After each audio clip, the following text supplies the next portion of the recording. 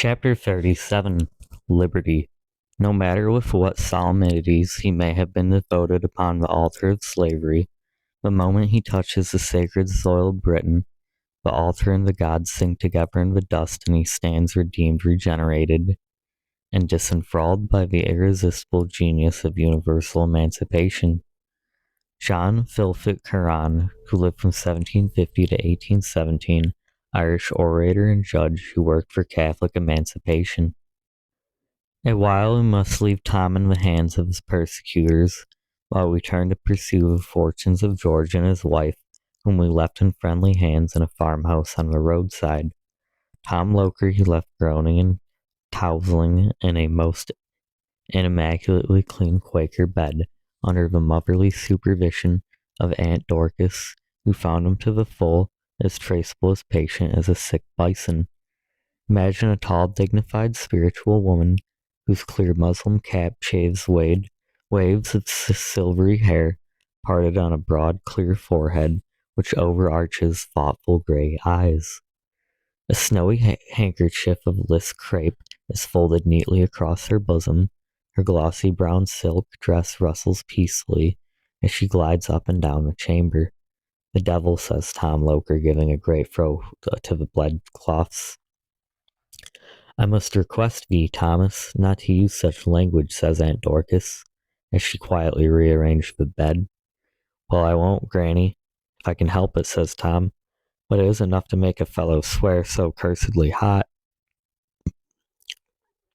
Dorcas removed a comforter from the bed, straightened the clothes again, and tucked them in till Tom looked something like a Chilocleus, remarking as she did so, "I wish, friend, thee would leave off cursing and swearing and think upon thy ways."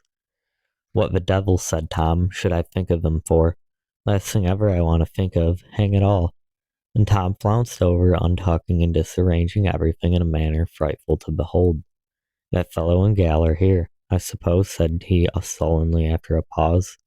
"They are so," said Dorcas. "We better be off up to the lake," said Tom. "The quicker the better." "Probably they will do so," said Aunt Dorcas, knitting peacefully.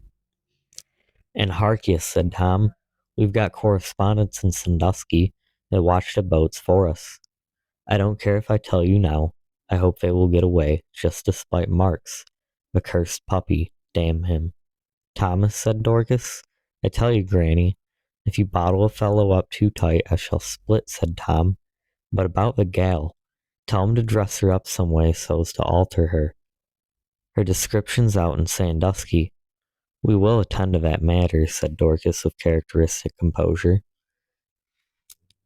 As we at this place take leave of Tom Loker, we may as well say that having lain 3 weeks at the Quaker dwelling sick with a rheumatic fever, which set into company with his other afflictions, Tom arose from his bed a somewhat sadder and wiser man, and in place of slave catching, betook himself to life in one of the new settlements, where his talents developed themselves more happily in trapping bears, wolves, and other inhabitants of the forest, in which he made himself quite a name in the land.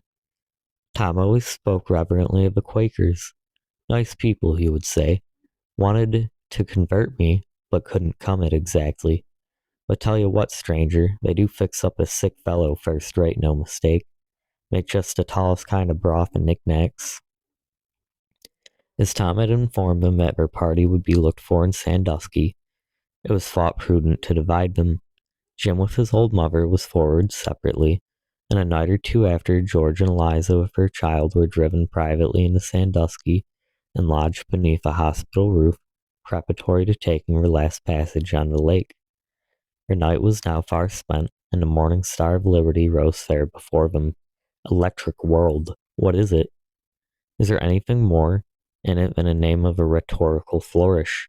Why, men and women of America, does your heart's blood thrill at the word, for which your fathers bled and your bravest mothers were willing that their noblest and best should die?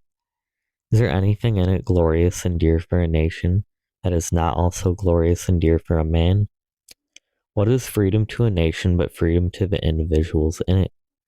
What is freedom to that young man who sits there with his arms folded over his broad chest, the tint of African blood in his cheek, its dark fire is in his eyes? What is freedom to George Harris? To your fathers, freedom was the right of a nation to be a nation. To him, it is the right of a man to be a man, and not a brute. A right to call the wife of his bosom his wife, and to protect her from lawless violence. A right to protect and educate his child. A right to have a home of his own, a religion of his own, a character of his own, unsubject to the will of another. All these thoughts were rolling and seething in George's breast as he was pensively leaning his head on his hand, watching his wife as she was adapting to her slender and pretty form from the articles of man's attire, in which it was deemed safest she make her escape. Now for it, said she, as she stood before the glass and shook down her silky abundance of black curly hair. I say, George, it's almost a pity, isn't it? She said, as she held up some of it playfully. Pity it's all got to come off. George smiled sadly and made no answer. Elijah turned to the glass, and the scissors glittered as one lock after another was detached from her head. There now, that'll do, she said, taking up a hairbrush. Now for a few fancy touches. There ain't I a pretty young fellow, she said, turning around to her husband, laughing and blushing at the same time. You always will be pretty, do what you will, said George. What does make you so sober, said Elijah, kneeling on one knee and laying her hand on his. We're only within 24 hours of Canada, they say. Only a day and a night on the lake, and then, oh, Elijah, said George, drawing her towards him. That is it. Now my fate is all narrowing down to a point, to come so near to be almost in sight, and then lose all. I should never live under it, Elijah. Don't fear, said his wife hopefully. The good Lord would not have brought us so far if he didn't mean to carry us through. I seem to feel him with us, George. You're a blessed woman, Elijah, said George, clasping her with a convulsive grasp. But, oh, tell me, can this great mercy be for us? Will these years and years of misery come to an end? Shall we be free? I am sure of it, George, said Elijah, looking upward while tears of hope and enthusiasm shone on her long dark lashes. I feel it in me that God is going to bring us out of bondage this very day. I will believe you, Elijah, said George, rising suddenly up. I will believe. Come, let's be off. Well, indeed, said he, holding her off at arm's length and looking admiringly at her. You are a pretty little fellow. That crop of little short curls is quite becoming. Put on your cap, so little to one side. I never saw you look quite so pretty. But it's almost time for the carriage. I wonder if Miss Smith has gotten Harry rigged. The door opened, and a respectable middle-aged woman entered, leading little Harry's dressed in girl's clothes. What a pretty girl he makes, said Elijah, turning him around. We call him Harriet. You see, don't the name come nicely? The child stood gravely regarding his mother in her new and strange attire, observing a profound silence and occasionally drawing deep sighs, and peeping at her from under his dark curls. Does Harry know Mamma? Said Elijah, stretching her hands toward him. The child clung shyly to the woman. Come, Elijah, why do you try to coax him when you know that he has got to be kept away from you? I know it's foolish, said Elijah, yet I can't bear to have him turn away from me. But come, where's my cloak? Here's how it is men put on cloaks, George. You must wear it so, said her husband, throwing it over his shoulders. So then, said Elijah, imitating the motion, and I must stamp and take long steps and try to look saucy. Don't exert yourself, said George. There is now and then a modest young man, and I think it would be easier for you to act than character. And these gloves, mercy upon us, said Elijah. Why, my hands are lost in them. I advise you to keep them on pretty strictly, said George. Your slender paw might bring us all out. Now, Miss Smith, you are to go under our charge and be our auntie. You mind? I've heard, said Miss Smith, that there have been men down, warning all the packet captains against a man and woman with a little boy. They have, said George. Well, if we see any such people, we can tell them. A hack now drove to the door, and the friendly family who had received the fugitives cowered around them with farewell greetings. The disguises the party had assumed were in accordance with the hints of Tom Loker, Miss Smith, a respectable woman from a settlement in Canada, wherever they were fleeing, being fortunately about crossing the lake to return thither, had consented to appear as the aunt of little Harry, and in order to attach him to her, he had been allowed to remain the last 2 days under her sole charge, and an extra amount of petting, jointed to an indefinite amount of seed cakes and candy, had cemented a very close attachment on the part of the young gentleman. The hack drove to the wharf. The two young men, as they appeared, walked up the plank into the boat, Eliza gallantly giving her arms to Miss Smith, and George attending to their baggage. George was standing at the captain's office, settling for his party, when he overheard two men talking by his side. "I've watched everyone that came on board," said one, "and I know they're not on this boat." The voice was the clerk of the boat. The speaker whom he addressed was our sometime friend Mark, who, with that valuable perseverance which characterized him, had come on to Sandusky seeking whom he might devour. "You would scarcely know the one from a white one," said Marks. "The man is a very light mulatto. He has a brand in one of his hands."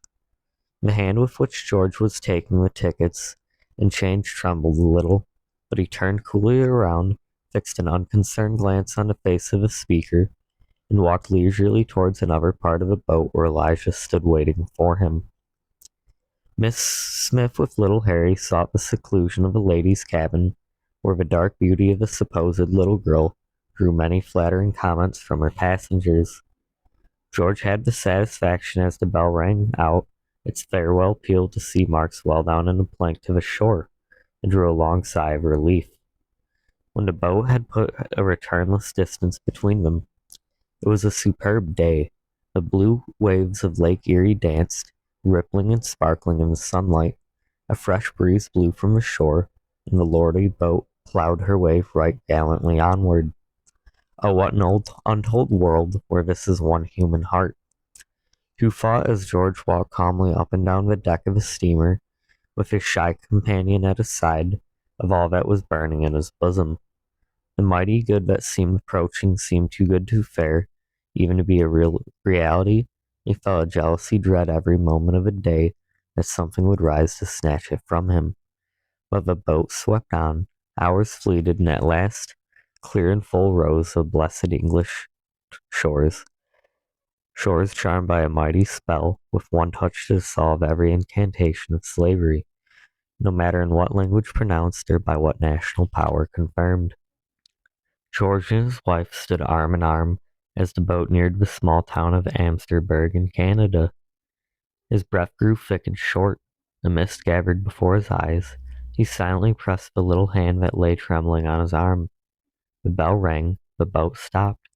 Scarcely seeing what he did, he looked out his baggage and gathered his little party. The little company were landed on the shore. They stood still till the boat had cleared, and then, with tears and embracings, the husband and wife, with their wondering child in their arms, knelt down and lifted up their hearts to God. 'Twas something like the burst from the death to life, from the grave cerements to the robes of heaven, from sin's dominion and from passion's strife, to the pure freedom of a soul forgiven, where all the bonds of death and hell are riven, and mortal puts on immortality. When mercy's hand hath turned the golden key, and mercy's voice hath said, "Rejoice, thy soul is free." The little party were soon guided by Mrs. Smith to the hospitable abode of a good missionary, whom a Christian charity had placed here as a shepherd to the outcast and wandering, who are constantly finding an asylum on the shore.